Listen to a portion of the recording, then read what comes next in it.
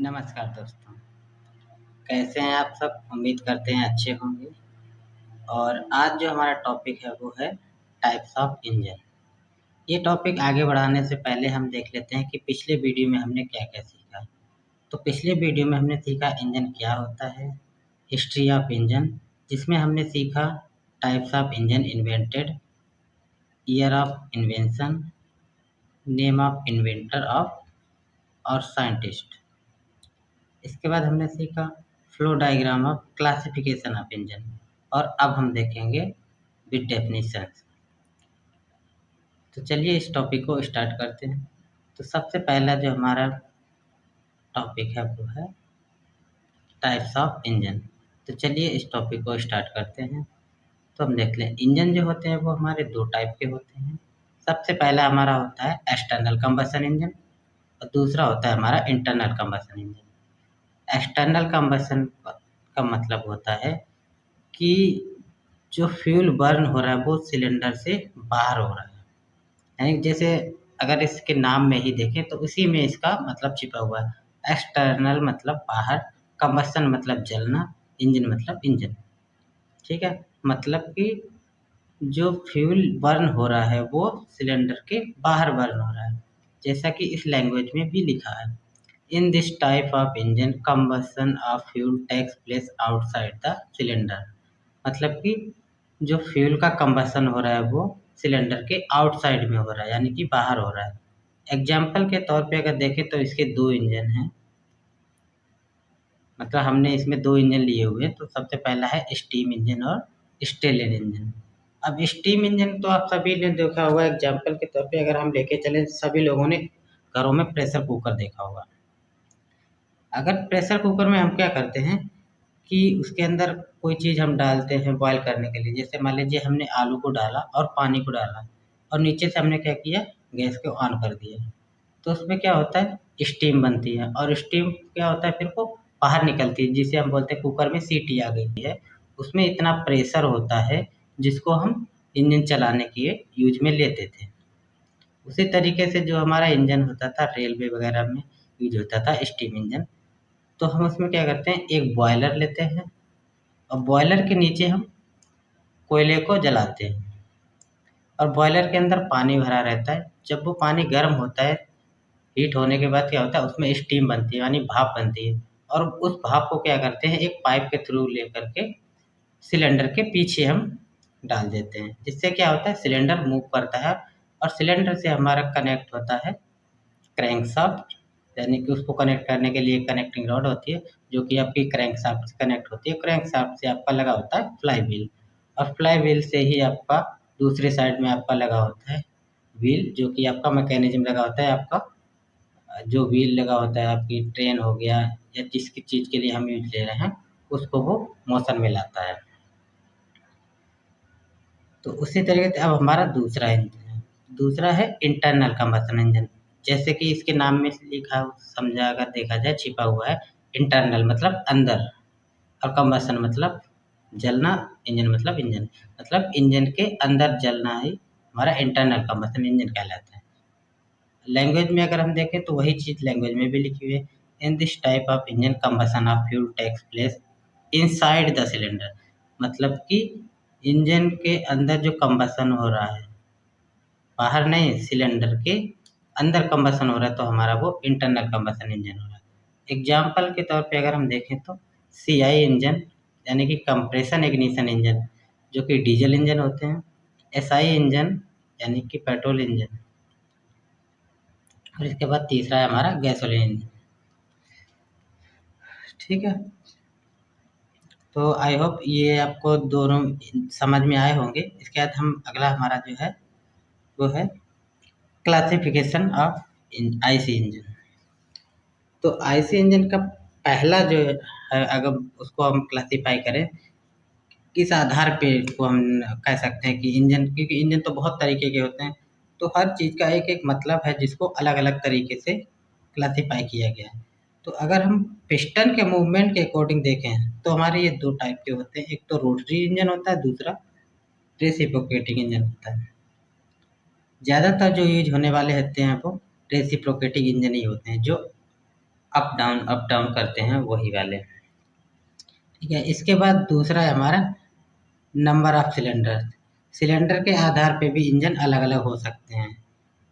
पहला है हमारा सिंगल सिलेंडर, दूसरा है हमारा multi cylinder.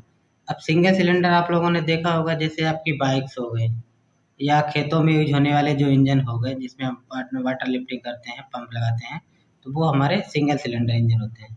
Multi cylinder engine आपके कार्स में हो गए, ट्रक, बस, जितने भी हैवी व्हीकल्स होते हैं उनमें आपका मल्टी सिलेंडर मतलब एक सिलेंडर से ज़्यादा अगर है तो वो मल्टी सिलेंडर में काउंट होता है, क्योंकि सिलेंडर जितने ज़्यादा होते हैं पावर उतनी ज़्यादा होती है। ठीक है, तीसरा है हमारा according to engine speed. Speed के अकॉर्डिंग भी इंजन को 3 तरीके से डिवाइड किया गया है। पहला होता है लो स्पीड इंजन, जिनकी स्पीड होती है 300 आरपीएम या इससे कम।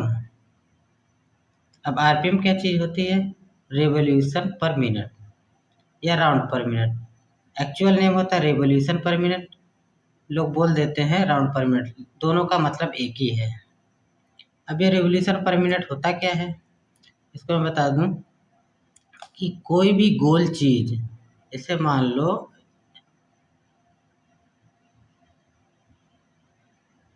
कोई गोल चीज़ है ये, अगर ये यहाँ का हम एक पॉइंट मान लेते हैं, अगर ये चीज़ यहाँ से घूम के दोबारा से इसी जगह पे आ गई तो इसका एक राउंड हो गया।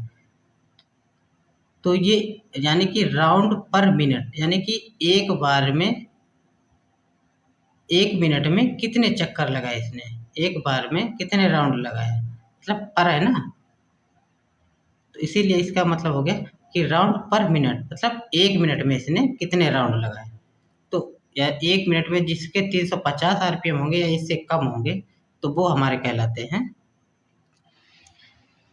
लो स्पीड इंजन। इसके बाद दूसरा है हमारा मीडियम स्पीड इंजन, जिसकी स्पीड होगी हमारे 350 से लेकर के 1000 आरपीएम, तो वो हमारे मीडियम स्पीड इंजन कहलाते हैं। इसके बाद तीसरा है हमारा हाई स्पीड इंजन, जिसकी स्पीड 1000 आरपीएम से ज़्यादा होगी तो वो हाई स्पीड इंजन कहलाते हैं। आई होप ये आज चीज़ आपको समझ में आई। चलिए, अब चौथा पॉइंट है हमारा according two types of thermodynamics cycle और इग्निशन। मतलब कि थर्मोडायनेमिक्स के आधार पे अगर देखें तो ये दो होते हैं, यानी कि ये पेट्रोल साइकिल पे वर्क करता है या डीजल साइकिल पे वर्क करता है। दूसरा हो गया स्पार्क इग्निशन, मतलब जलने का तरीका क्या हो सकता है। एक तो या तो हम उसको डायरेक्ट आग जला के जला सकते हैं या तो उसको हम कंप्रेस करके जला सकते हैं। तो स्पार्क इग्निशन जैसे कि पेट्रोल जो भी आपकी बाइक्स वगैरह होती हैं, तो उसमें हम क्या करते हैं, एक स्पार्क प्लग देते हैं उसको स्पार्क करने के लिए, क्योंकि अगर हम स्पार्क नहीं देंगे तो वो इंजन स्टार्ट नहीं होगा।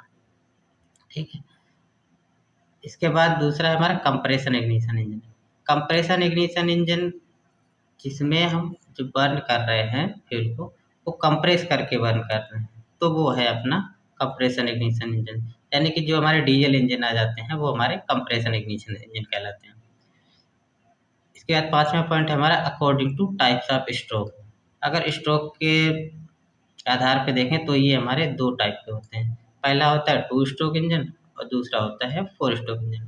2 स्ट्रोक इंजन आप लोगों ने देखा होगा, पहले स्कूटर्स वगैरह आते थे, अभी भी आते हैं, ब्रश कटर्स वगैरह आते हैं जिसमें 2 स्ट्रोक इंजन लगे हुए आते हैं। उसके कुछ डिसएडवांटेज भी हैं और कुछ एडवांटेज भी हैं, उसको हम अलग से एक वीडियो बनाएंगे जिसमें आपको हम दिखाएंगे। ऐसे ही 4 स्ट्रोक के भी कुछ एडवांटेज हैं और कुछ डिसएडवांटेज हैं। ठीक, क्योंकि कोई ना कुछ अगर बनी है कोई चीज़ तो उससे कुछ ना कुछ एडवांटेज भी होंगे और कुछ ना कुछ डिसएडवांटेज भी होंगे। ठीक है, छठा पॉइंट है हमारा according to shape of cylinder arrangement. अगर हम सिलेंडर के अरेंजमेंट में भी अगर कुछ चेंजेस करते हैं तो पावर में भी चेंजेस होते हैं। तो ये कितने टाइप के होते हैं, ये मोस्टली 5 टाइप के होते हैं, या कुछ अलग तरीके भी हो सकते हैं। मतलब मेन जो मैंने देखे हुए हैं, जहाँ तक मैंने स्टडी किया, बहुत सी बुक्स वगैरह में देखा, इंटरनेट से भी देखा, तो मेरे को ये 5 ही मिले हुए हैं। इनका मतलब क्या होता है तो वो मैं बताता हूँ। पहला है इनलाइन इंजन। इनलाइन इंजन का मतलब हो गया कि आपका कोई एक सिलेंडर लगा हुआ है और इसी लाइन में दूसरा भी सिलेंडर लगा हुआ है, इसी लाइन में तीसरा भी है। तो ये क्या होगी, एक लाइन हो गई। तो इनलाइन में अगर है तो हमारा वो इनलाइन सिलेंडर यानी कि इनलाइन इंजन कहलाते हैं। इसके बाद दूसरा है हमारा वी टाइप इंजन। अब वी टाइप के इंजन जिसमें क्या होगा कि हमारा जो इंजन होगा वो वी शेप में होगा, यानी कि इस तरीके से सिलेंडर लगे होंगे। ये आपको समझ में आ रहा होगा कि ये वी टाइप के हैं। तो यानी कि ये आपका सिलेंडर होगा, इसके अंदर ये हमारा पिस्टन होगा और इनका जो मूवमेंट होगा वो एक क्रैंक शाफ्ट से होगा। ठीक है, एक अप जाएगा तो एक डाउन आएगा, ये डाउन आएगा तो ये अप जाएगा। तो इस तरीके से इसका एक ऐसा अरेंजमेंट बनाया जाता है क्रैंक शाफ्ट का कि दोनों का बैलेंस बना रहे। ठीक है, इसके बाद आता है तीसरा हमारा अपोजिट इंजन। अपोजिट में ये आप देख ही रहे होंगे, जैसे कि ये आपको दिख रहा है। इसमें क्या है, ये आपकी क्रैंक शाफ्ट लगी है और दूसरा एक पिस्टन इधर है, एक पिस्टन इधर है। ये सिलेंडर हो गया, इसके अंदर ये पिस्टन हो गया। तो ये क्या है, एक दूसरे के अपोजिट में। ठीक है, इसके बाद हमारा आता है चौथा radial type engine. Radial engine क्या होता है, जैसे आपकी ये बाइक हो गई, इसमें इंजन आप लोगों ने देखा होगा, ये खड़ा इंजन बोलते हैं, खड़ा इंजन वाली बाइक चाहिए मुझे, तो वो हमारे होते हैं रेडियल इंजन। ठीक है, रेडियल टाइप इंजन। इसके बाद दूसरा होता है आपका हॉरिजॉन्टल टाइप। हॉरिजॉन्टल टाइप में क्या होगा, आप लोगों ने देखा होगा कई बाइकों में कि लेटा हुआ इंजन आता है इस तरीके से, तो वो इस तरीके से वर्क करता है। ये पिस्टन होता है, इसके अंदर इस तरीके से मूव करता है, तो वो आपका हो गया हॉरिजॉन्टल टाइप। इसके बाद सातवां है हमारा पॉइंट अकॉर्डिंग टू बाल्ब अरेंजमेंट। अब बाल्ब अरेंजमेंट के आधार पे देखें तो बाल्ब क्या होता है कि इंजन में दो बाल्ब दिए जाते हैं मोस्टली, मतलब अगर 4 स्ट्रोक इंजन है तो उसमें बाल्ब दिए ही जाएंगे, मिनिमम 2 बाल्ब तो उसमें होंगे ही। पहला होगा आपका पहला आपका होगा सक्शन वाल्व और दूसरा होगा आपका एग्जॉस्ट वाल्व।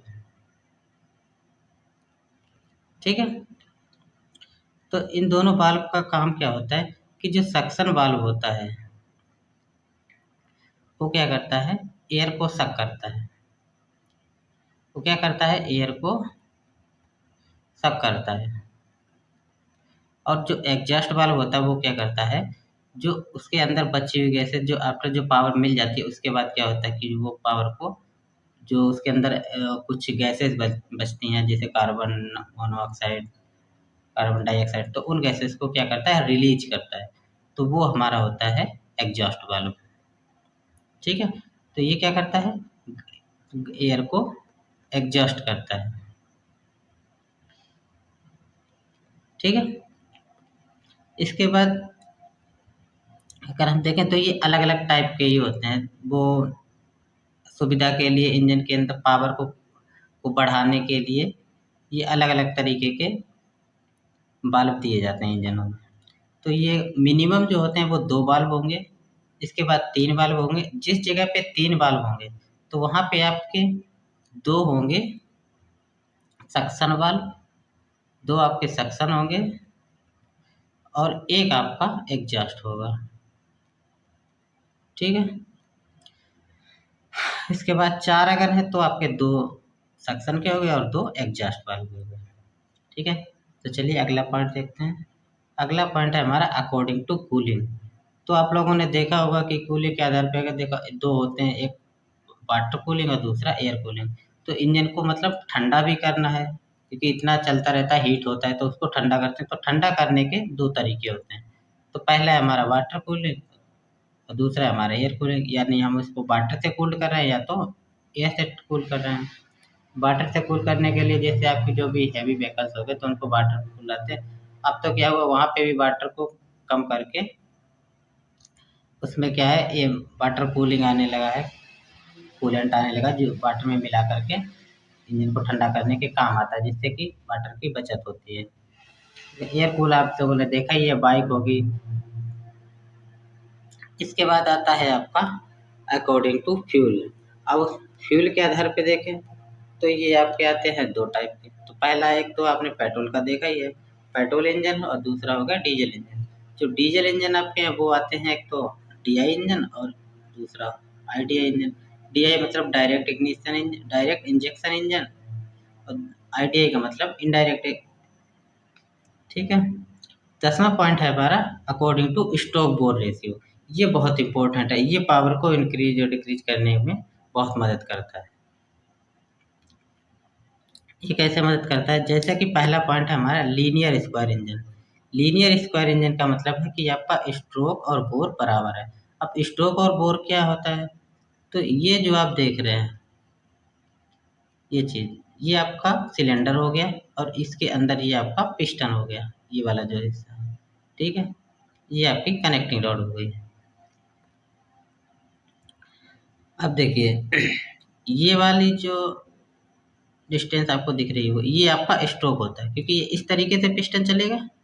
तो ये जो एरिया यहाँ से लेकर के यहाँ तक का होगा ये आपका स्ट्रोक हो गया, और ये यहाँ से लेकर के यहाँ तक का ये आपका बोर हो गया, यानी कि डायामीटर ऑफ सिलेंडर। ठीक है, सिलेंडर नहीं कह सकते, इसको बोलेंगे डायमीटर ऑफ पिस्टन। तब क्योंकि क्या है, इसके अंदर के जितना एरिया है ये वाला इफेक्टिव एरिया, इसी को ही हम बोर बोलेंगे। ये जो आपको बाहर दिख रही है, ये बाल जो दिख रही है, सिलेंडर बाल जो दिख रही है, ये काउंट नहीं करते हम उसमें। बोर में, बोर में क्या काउंट करते हैं हम? ये जो ऊपर का जितना पिस्टन का एरिया, जैसे पिस्टन क्या है हमारा, गोल होता है। तो गोल होता है जितना ये वाला एरिया हो गया ये। अब देखो दोबारा से बताता हूँ, जैसे क्या है, ये हमारा सिलेंडर का डाया हो गया, और उसकी कुछ ना कुछ थिकनेस होगी इस तरीके से।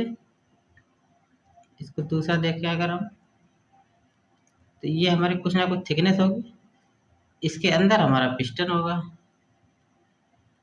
ठीक है, तो ये वाला जो एरिया होगा अंदर वाला, ये हमारा कहलाएगा बोर। ठीक है, अब ये वाला जो एरिया दिखेगा इसी उसी हिसाब से इसका भी अफेक्टेड एरिया जितना अंदर होगा, मतलब पिस्टन का टॉप पोजीशन और लोअर पोजीशन यानी कि बॉटम, तो इसके बीच में जितना पिस्टन मूव करेगा वो एरिया आपका कहलाएगा स्ट्रोक। आई होप आपको समझ में आया होगा। तो ये भी आपके दो तीन तरीके के होते हैं। पहला आपका होगा लीनियर, यानी कि दोनों का स्ट्रोक और बोर सेम हो, और दूसरा है आपका under square engine. Under square engine का मतलब हो गया आपका कि उसका बोर कम होगा और स्ट्रोक ज़्यादा होगा। बोर कम यानी कि ये वाला है,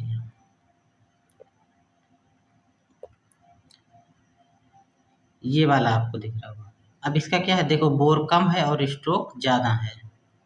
ठीक है, तो ये आपका हो गया अंडर स्क्वायर इंजन। अब इसी तरीके से आपका है तीसरा over swept volume. Over swept volume का मतलब हो गया कि बोर जिसका ज़्यादा हो स्ट्रोक कम हो। जैसे कि आपको ये दिख रहा होगा, इसका स्ट्रोक कम है लेकिन बोर ज़्यादा है। तो इस तरीके से हम इंजन को पहचान सकते हैं। अब इससे होता क्या है, इसके वॉल्यूम में डिफरेंस आता है। जिस तरीके से हम इसके वॉल्यूम को कम या ज़्यादा करने के लिए, पावर को बढ़ाने के लिए हम जो वॉल्यूम को है कम ज़्यादा कर सकते हैं, जिससे हमारे इंजन की पावर को कम ज़्यादा किया जा सकता है। ठीक है, अगला पॉइंट है हमारा according to position of camshaft. अब कैम शाफ्ट क्या होती है? जो आप लोगों ने इंजन देखा होगा, जब क्रैंक शाफ्ट चलती है तो उसमें बाल्ब चलते हैं। तो जो बाल्ब चलते हैं वो कैसे चलते हैं? इस कैम शाफ्ट की वजह से। कैम शाफ्ट आपकी एक गियर के थ्रू चलती है, जो आपकी क्रैंक शाफ्ट होती है उसी से जुड़ा हुआ एक गियर लगा होता है, और वो गियर कनेक्ट होता है आपका कैम शाफ्ट से, और वो कैम शाफ्ट चलती है तो वो आपके बाल्ब को ऑपरेट करती है। तो ये कैम शाफ्ट आपकी सिलेंडर ब्लॉक में भी हो सकती है या सिलेंडर हेड में भी हो सकती है। कई बार क्या होता है कि कैम शाफ्ट से ही डायरेक्ट बाल्ब को अटैच किया जाता है, तो बाल्ब की जो लेंथ होती है वहाँ पे कम होती है, वो ज़्यादातर आपके हेड में दिए जाते हैं उस टाइम पे।